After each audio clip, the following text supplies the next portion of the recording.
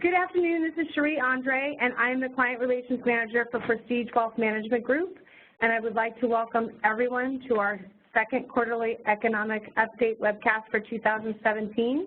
I will be the moderator for today's event. It is always our goal to continuously add value for our clients by educating and keeping them up to date on market and economic conditions. Today's discussion will be hosted by Roy Williams, President and Founder of Prestige Wealth Management Group, along with John DeAngelo, the Managing Director, and Kevin Means, our Chief Investment Officer. This conference call will be in the listen-only mode and should last approximately 30 minutes. No participation is required. We can't take any live questions during the call, but we do welcome your comments and suggestions. So at the conclusion of this call, please feel free to send us an email with your comments and or suggestions to pwm@prestigewmg.com. And with that, here's Roy. Yeah, welcome everybody. In going through the first quarter recap, I just want to recap the fourth quarter again, because a lot of people have let's say misunderstanding. But yeah, I guess it is a misunderstanding about what happened in the fourth quarter. Fourth quarter, the U.S. markets were up, led by financials, in the hope of deregulation with, President Trump. The value stocks beat growth, small cap beat large, international stocks were down. Most people don't realize international stocks were down because when interest rates went up at the end of the quarter, the dollar, U.S. dollar got stronger. And again, with interest rates moving, you looked at a rate of going from, I think, John, approximately 1.8 to 2.4 by, very close to 2.4 by year end. And that is a very significant increase, to say the least. So when we look at the what happened, the S&P was up, 3% and change. The NASDAQ was up 1% and change for the quarter, fourth quarter. But bonds, if you look at the bond index, was down 3, U.S. bond index. And the global bond index was down 7 for the quarter because interest rates moved up fast and furiously at the end of the quarter. And again, international stocks lost for the quarter, depending upon emerging markets or international, 1 to 3-4%. So I just want to recap that. So, it was for U.S. stocks, especially value stocks, a good quarter, but it really wasn't a across-the-board rally. I think to keep in mind, too, that municipal bonds also struggled. That's a good point. With the proposed tax cuts that may be coming later this year, municipal bonds having tax-free income becomes less valuable with lower potential taxes. So the municipal bonds or the municipal bond market was probably the worst relative performing market in fourth quarter. Yeah, without question. And like everything, it was overdone. Where when you have municipal bonds with the same rating as corporate or government bonds yielding more, and it's tax-free, that's not logical. And, I think we've seen this quarter, Kevin, a little bit rally in munis. Right, they've come back. They still seem somewhat attractive, though, relative to corporates and especially relative to treasuries. Yep. So, and in the first quarter, again, what performed worse than the last quarter, technology stocks are leading it. Growth is beating value. Large cap is beating small cap. International stocks are outperforming U.S. stocks. The dollar's down. Again, that was, a lot of people will argue it was overdone. And interest rates are down in terms of we've seen the 10-year Treasury, drop nicely this quarter in the face of a headwind of an interest rate increase by the Fed in March.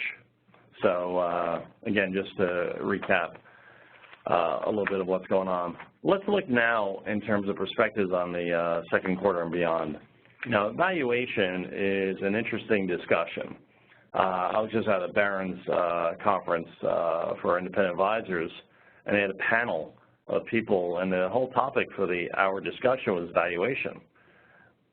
And, we talk internally about valuation. 17.5 may be a little bit overvalued, but if we're in an expanding market, John, right, and it's reasonable at 17.5 if we're in an expanding economy. Yeah, I mean, I think the kickoff, I would say, of what we would look at as more traditional expansion kind of came at the heels of the election, right? So we started to see traditional sectors that lead during the expansionary cycle pick up in the fourth quarter of 2016. You know, sectors such as the financial sector and the industrial sector, materials improving.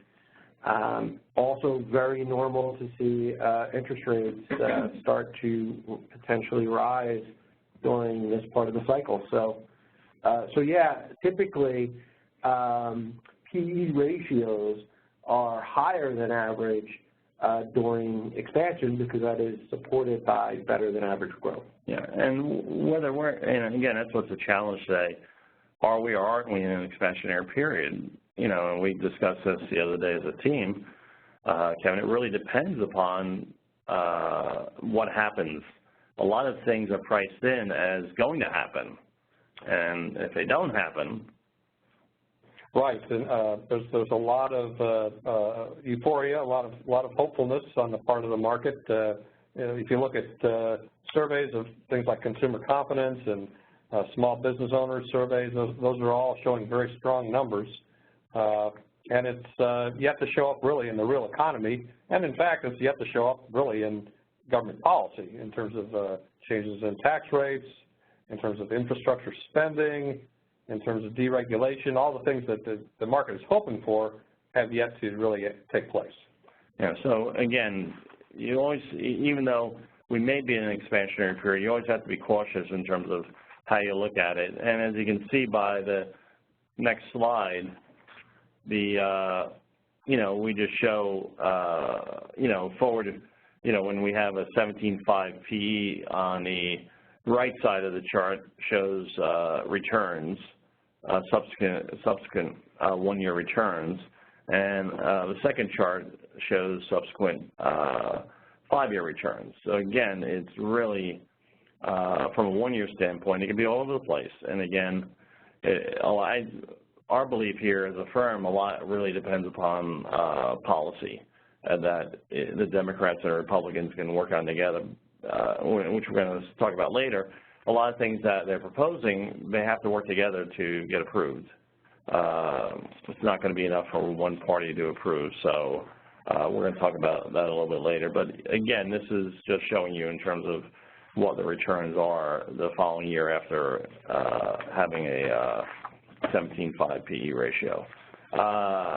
And again, earnings per share, we've been talking about the energy sector in terms of, you know, continuing to improve, you know, with oil pretty stable above $50 a barrel. You know, it's been hanging in that range. But even, again, oil is geopolitical in terms of some of the risk in the Middle East and in with Russia. You know, it's, but the good news is, from an oil standpoint, we can self-sustain ourselves with, and we can turn on production at a dime. In terms of increasing our production, and we have enough oil, which is amazing, to sustain our country without even Canada. But if you throw Canada in there, you know, that puts us in a favorable standpoint, not being as subject to what's happening overseas. And the dollar, Kevin, what do you think of the dollar? I mean, we're talking a little bit about that this morning. Well, traditionally, the dollar tends to strengthen when the Fed raises interest rates. Of course, that's all other things being equal, and all other things are never equal. There are a lot of things that can influence the dollar. But it was, as you pointed out earlier, quite strong in the fourth quarter. It gave back some the first quarter of 2017, and we shall see. I guess part of it has to do with not only our central bank's activity, but the central banks of other countries and regions like the Europeans and the Japanese. Yeah, I mean, our policy, you know, John, is in terms of monetary policy is actually could be a headwind for, you know, the fixed income market, you know, if we start. Yes, absolutely. I mean, you know, the Federal Reserve has already raised rates once this year. I think Fed funds futures are already pricing in at least 2 more rate hikes before the end of the year. Monthly employment has been quite strong, and the unemployment rate is quite low. So that should give some confidence to the Fed, for the Fed to follow, I guess you could say, their path of normalizing interest rates by potentially by the end of the year. Right. And again, when we talk unemployment, we're talking in general terms. I know there are people out there who have family members who are not employed and underemployed, and again, in some of these calculations, those individuals aren't taken into consideration. But, you know, we're just speaking in terms of general statistics that the government puts out, you know, that we look at. Let's look at the next slide. Again, we have President Trump, and, you know, in terms of these are policies and these are expectations.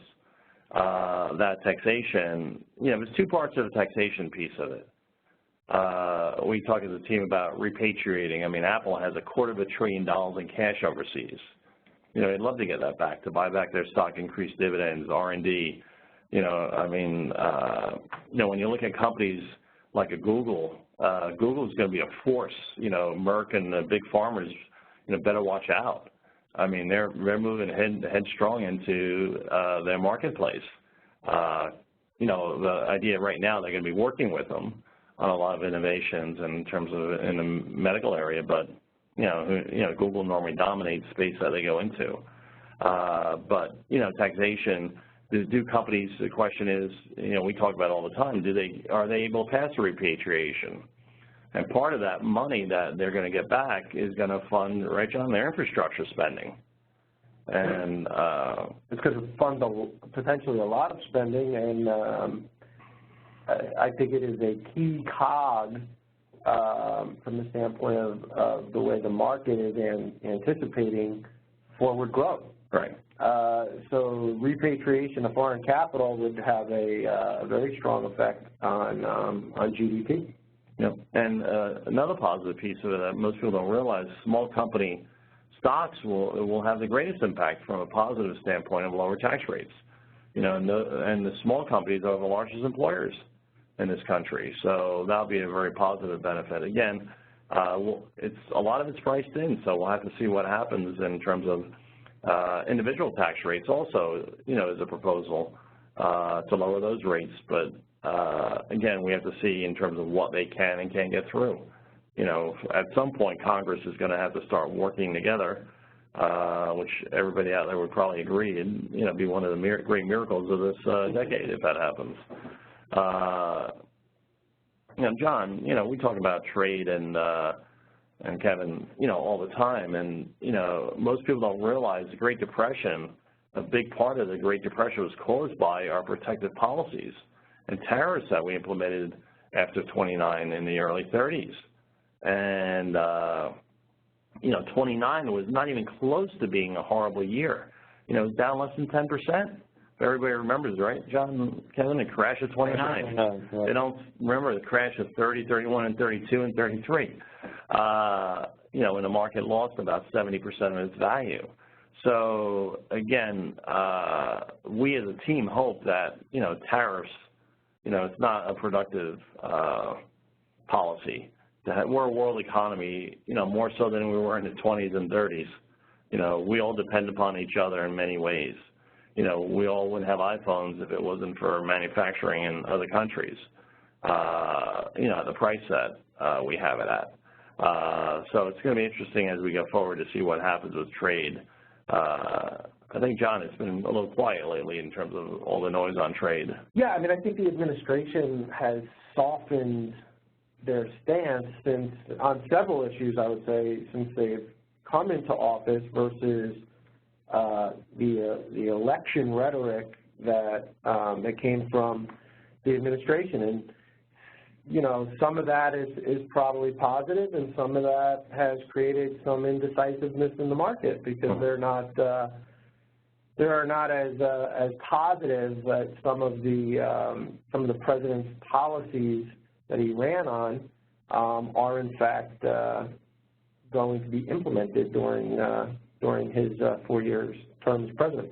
Yeah, and energy, you know, like I was discussing before, it's going to be interesting to see what happens there. I think most people would agree that, pollution's not a good thing, and climate control, we need to have in place. But again, part of his energy plan, we'll see what happens in terms of deregulation. It may not be good in terms of the world to have total deregulation. Regulations are good. Overregulation is bad and stifling. So we'll see what happens. Well, it's a risk. It's a risk control, right? So the less regulation, it kind of lets the brakes off the economy. But if you let the brakes off too much, you could crash the economic car, so to speak. So that's a delicate process. When you think about it, not just from an energy standpoint, but also the potential deregulation in the financial sector, which I think would probably worry voters and taxpayers more potentially because of the issues that we had in 2008, based on the lack of. Right, Glass-Steagall was repealed in the early 2000s, which was a big cause of the having no regulation of the financial crisis. So again, some of this we'll have to wait and see. What's going to happen on regulation and immigration. Immigration. One thing I can tell you for sure, controlled immigration is good for the country. Look at Japan and their lack of immigration. That's causing their average age to skyrocket on an annual basis and their economy to really be stagnant since the late 80s. Most people don't realize Japan was the largest stock market in 86, 87. In terms of valuation, it was larger than the U.S., for that period of time. So, again, it's like everything. It's a balancing act, regulation and no regulation.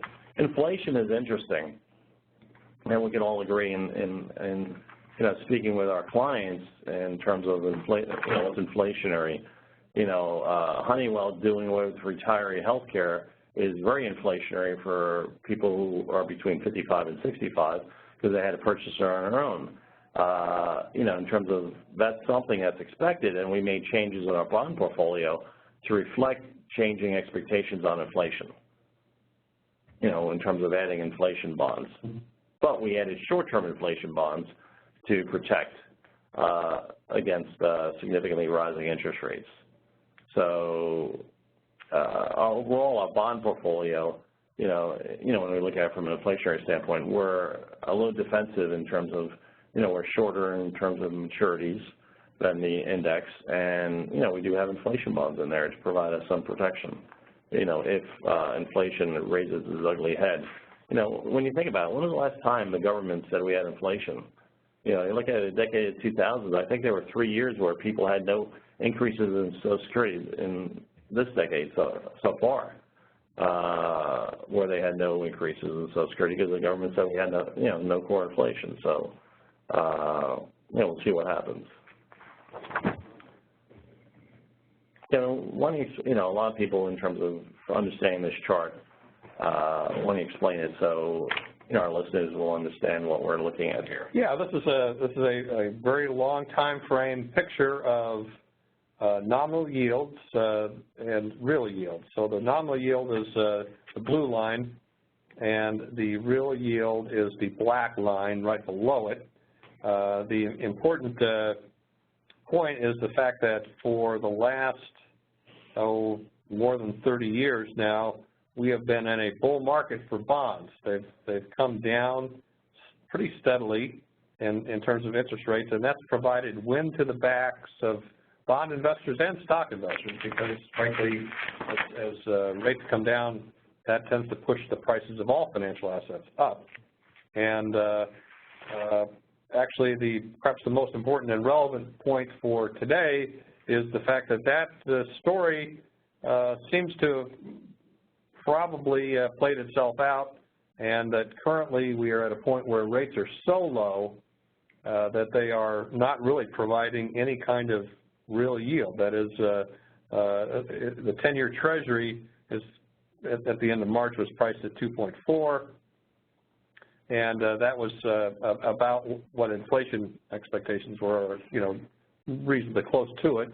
And so an investor in just Treasury bonds is not expected to actually be able to provide any kind of real return. Right. And that's important especially for retirees who are, looking to finance their retirement years over the long term. And the major risk, or one of the major risks, is inflation risk. Yeah.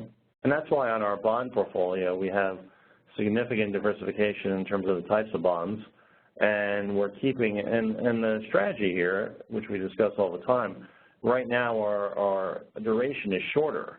As yields move up this year and possibly beginning of the following year, as yields move up, we'll extend our duration and maturity in terms of to capture greater yield. Right now, we feel it's more beneficial to protect our clients from a principal standpoint, and that's important. And again, this is looking at government. We have corporates, we have mortgage-backed securities, we have global bonds, which has been the best performer the past 2 years, last year and so far this year, because of the underperformance the previous few years. Because again, we're looking at this chart. Rates in the U.S. have dropped further.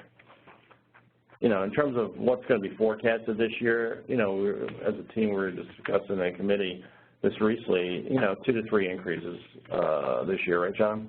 Yeah, I mean, it's Fed futures right now are pricing in, I guess, 3 total increases for 2017, which would, since we've already had 1, the thought is that there would be 2 more.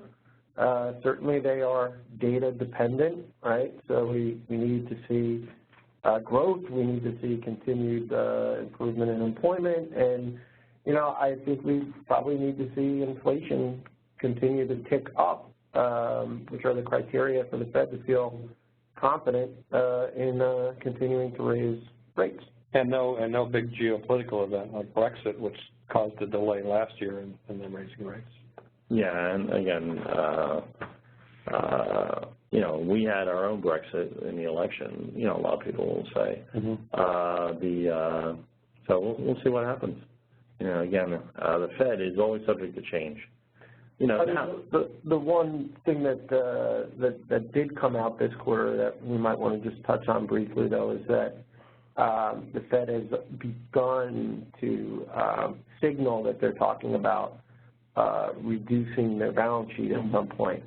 And that can certainly be impactful on the longer-term interest rates. I don't know. Yeah, that's a very important point, because as the Fed tightens up on the short end, which is what they really focus on in their open market committee meetings, Fed funds is really the very shortest instruments. That actually has a sort of an indirect effect on longer bonds. In fact, it can cause the long bond market to actually come down, because the idea is that, well, the Fed is being proactive, is nipping any inflation in the bud, therefore we don't have to be as worried about inflation as a long bond investor, therefore we pay a little bit higher price and accept a little bit lower yield. Well, what's been happening, as you point out, over the last few years is the Fed has built up a tremendously large portfolio of Treasury and mortgage-backed bonds, and they're talking about maybe not selling those bonds, but stopping the purchases, letting them wind down just naturally as they mature, not repurchasing them. And even that, the absence of the incremental buyer, the Fed, could have a material effect on longer-term rates for both Treasuries and corporate bonds. We'll see. And that's why we're shorter on a duration, right, to protect against that. Global earnings, just spend a second here. We talked about PE, but, this just shows that all around the world things continue to improve. And again, that's all we're talking about here. Even though you look at, Japan from a valuation standpoint, well, they're undervalued, they're also growing a lot less than they did 25 years ago, significantly less in terms of economic growth, and the challenges they have with a very, very old average age. I think that's the highest in the world by far, Japan. And again, emerging markets, is selling at, when we always look at emerging markets price to book, it's selling at a little bit of a discount currently. But again, with emerging markets, you have a lot of other risk. Geopolitical, currency, there's just a lot of risk there. And again, it's part of the portfolio, but a small piece of our international portfolio. This is an interesting slide, and this is very favorable in speaking to what John was talking about in terms of expansionary. You know, when you see the global manufacturing index, you know, pick up, you know, from September at 51 to 53, that's a positive indication. When you're above 50, that means that, you know, you have a positive situation. Once you get, acceleration, once you get below 50, it's deceleration. So, you know, it's nice that it's been ticking up. If we look over the past year, it's been a nice tick up from March of 16 to March of 17. So I just want to share that. In terms of a balanced portfolio, I will argue that in the next 25 years, it will be almost impossible to get 6% returns on bonds as we go forward. You know, our expectations from a 50-50 portfolio, most people should expect, 6.5 to 7.5% in that range in terms of long-term,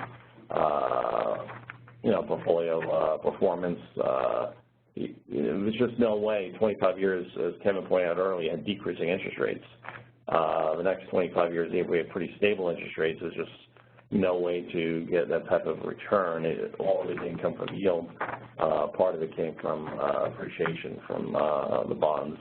And that's not repeatable. I mean, and that's not with bonds, you kind of know what you're getting because the rate is contractual. Yep. So again, that's why we have a balanced portfolio. Everybody said, well, why am international? Surprise, this year international is the best performing part of the portfolio. And again, nobody knows when it's going to rotate to where international for the next decade can outperform the U.S. Where the previous decade, the U.S. outperformed, and if you go the previous decade to that, international outperformed. So again, there's a rotation, and nobody knows when a rotation happens, and we're staying on top of that in terms of trying to manage risk and the portfolios for our clients. I want to hand it back to Cherie. And again, one thing that we do focus on for our clients is that making sure you have the right allocation and the right balance for where you are in life. Our view, that's the most important thing, because things can happen, such as a dot-com bubble, a financial crisis that's unexpected and throws you for a loop if you're too aggressive in your portfolio for where you are in life. So again, we're focusing on making sure you have the right portfolio for where you are. Thank you, Roy. And again, thank you for joining us on this webcast, and we look forward to continuing our series of these calls with you in the future. We really do appreciate your feedback, so please feel free to send us an email with your comments to pwm@prestigewmg.com. We hope to see you at our upcoming Economic Town Hall dinner at the Bridgewater Manor on May 17th with a guest speaker, Milton Ezrati. If you have not done so already, please give me a call or email me to reserve your space. My direct line is 908-583-8603, or my email is candre@prestigewmg.com. Thank you very much. Also, I know Roy wanted to make sure that we pointed out the charities that we're going to be benefiting for this event are Bonnie Bray and the local VA as well. We haven't done any work with Bonnie Bray in a long time, and it's a wonderful cause. We'll have more information about that going to you via email as well as the local VA. So we look forward to that support as well. So we'll look forward to seeing you then. Thank you very much, and have a great afternoon.